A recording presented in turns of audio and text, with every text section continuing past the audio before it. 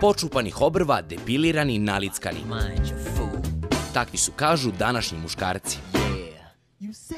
Današnji muškarci ima više vremena da provode ispred ogledala, da se spremaju za neki nastup više od žene.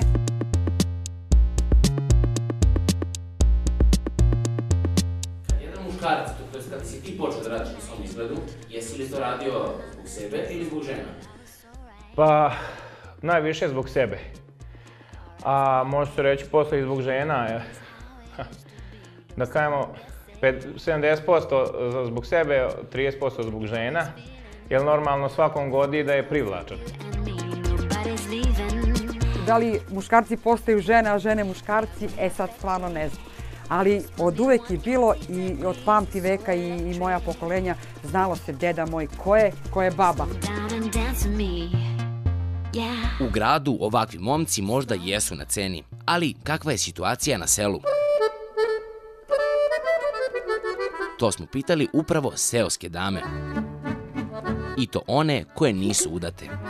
Da nije to nešto što je sad, eto, nalickano, natruckano nešto i da to nešto bude jednostavno prirodno, muško je za muško. Što kažu, brada od 2 dana i sve ostalo što ide uz to. Vi ovdje imate sve u prodavnici, ali imate i devojke za udaju? Imamo, kako da ne. Imamo, puno je selo devojaka. I momaka. Si ti jedna od njih ili? Jesi. Jesi? I koliko imaš godina? 26. I šta jedna neudata devojka iz sela u stvari traži, kakvog ona muškarca traži? Pre svega normalnog. Pre svega normalnog? Normalnog, da. Dobro. Ne mogu to da zapisujem, ako nije problem? Može, naravno. Znači treba pre svega da bude normalan. Normalan. Dobro. Na ovakav način pokušali smo da napravimo profil idealnog seoskog mladoženja. Odnosno, da utvrdimo koje to sve osobine i veštine on mora da posjeduje i kako bi trebalo da izgleda. Ili kako ne bi trebalo. Meni je iskreno fizički izgled manje bitan. Mada, naravno, treba da mi pomažu u svemu i kući, na poslu i oko te poljoprivrede, recimo, ako se nešto radi, uvek treba da bude, da me sasluša, da bude razuman, da krene sa mnom, ako treba da mi se, lupam sad, doveze pivo, da ode po robu, da opet nešto kući odradi, da mi pomogne i tako. A ne bi ti smetalo ako je depiliran, ima iščupane obrve? Smetalo bi. Smetalo bi? Da. Šta bi ti još smetalo? Pa ne znam sad. Ako je razmažen, recimo. Ako je mamin sin. Muškarci bi trebali naravno da oru, da znaju da voze traktor, da znaju drva da doteraju, da iseku, da srede, da spakuju. Znači, od uvek trebalo da se zna šta je muškarac, šta je žena. Znate kako, kad zavisno koliko zaštiti suprug, koliko je spreman da zaštiti i ženu i porodicu, koliko je spreman da očuva to, da. Ali ti tako tražiš? Da, ko može da služi porodicu, ko može da radi, jednostavno da zaštiti, da voli pre svega i da razume. To je nešto što je prijateljstvo pre svega, kako kažu. Da bude veliki... Da bude prijatelj, da ima razumevanje, tako. Šta treba da radi? Da li da naloži vatru, da vozi traktor? Pa ajmo da budemo malo i modernizovaniji, na primjer ima tu i mašine uz to, znači traktor je nešto što je bitno, ali tako? Da li bi to trebalo muškarac da radi ili... Ne, to ne treba, to ću ja. Treba teže poslove. Šta bi ti ovdje najviše značilo, recimo, da ti pomogne u poslu? Dosta toga. Da ode do banke, na primjer, to mi teško pada. Kako bi proverili je li moguće da se jedan gradski momak snađe u ulozi seoskog mladoženje, pronašli smo čoveka koji posjeduje karakteristike oba. On je i vešt i doteran. Stasao je u gradu, ali se vratio na selo. Na Slavkovom primjeru ispitali smo da li je naš profil idealnog muškarca i realan.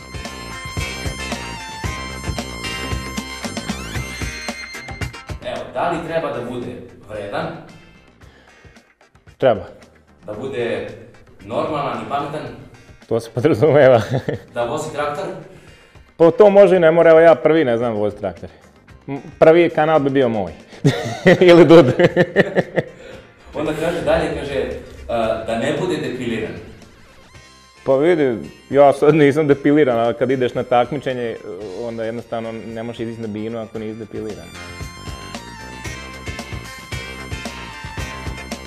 Kaže da ima bradu od 2 dana, to je isto proizvoljno.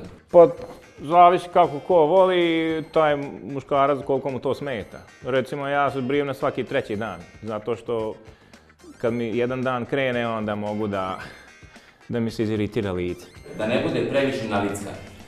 Jel su tebe nekad ovde sad kad ti vide, ne znam, neke seoske žene, da li si ti previše ovde nalickan za njih jer si ipak došao sa strane, da li te tako gledaju ili Pa nisam nalickan, kako se zove, budem ja i od blata i od prašine i mokar, sve zavisi šta radim po dvorištu. Upravo su Slavko i njegova supruga primjer toga da ne mora uvek onako kako je stereotipima često predodređeno. Kažemo termin neko živi na selu, povezuju ga sa kravama, kokoškama, pilićima i tako dalje. Evo ja sam tu izuzetak, ja držim pse, što nije isključivo da ću možda uzeti koju kokicu da imam svoje jaje, recimo, ili kojeg zeca, pošto volim kvalitetno meso i bez holesterola i bez onih injekcija po butinama da se pumpa i to dobijem rak sutradan, to mi ne treba i onda širim sve s ljudima o tome. Znači, iz tog razloga bi ja to držao. Tako da, evo, ja sam dokaz da može drugačije se živi na selu. Odmah iz keca u kec. S obzirom da sam ja završila građevinu i da više volim da sam u krugu, da kažem, muškaraca, a on, eto, čime se sve bavi u krugu žena, našli smo tu dobar balans i zaista se dobro slažemo, nema tu nikakvih prototipa kako mora da bude. Meni ništa nije bitno osim pažnje. Da me usrećuje, da je pažljiv i to je to. I da te lepo fotografiš. A pa dobro, to se podrazumeva.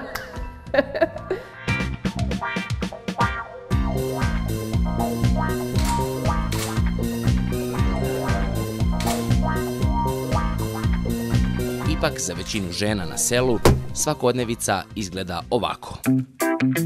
Za voleće devojke da cepaju drva nije to lepo.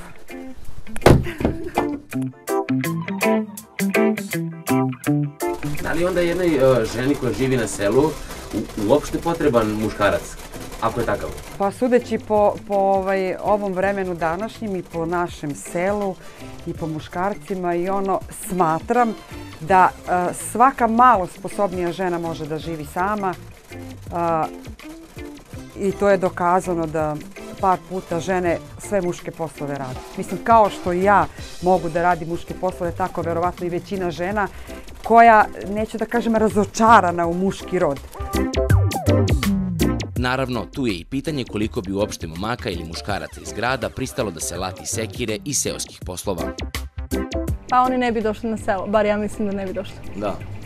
Možda bi došli, pa ništa ako tu ženu vole, našli bi se nekako i na selu. Odlično. A kaži mi, da li bi ja prošao možda kao seoski mladoženja? Pa sad ne znam. Možda. Ako bi naučio da voziš traktor. Odlično. Odlično. I kaži mi, je li ima puno ovde devojaka koje su neudate ili je to ipak... Pa više ima momaka, manje devojaka i to devojaka malo što ostalo uglavnom bežu u gradu. Ima njih dosta.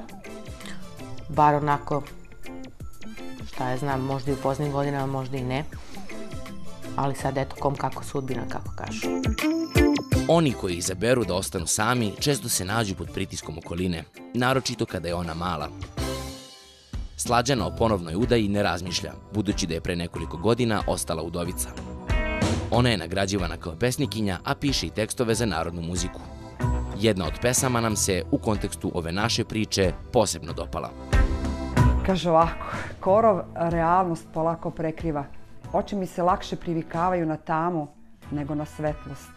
U minskom polju uspomena nema povratka ni težeg koraka. Grafiti na šarani na mome licu iznenade me svaki put kad stanem ispred ogledala.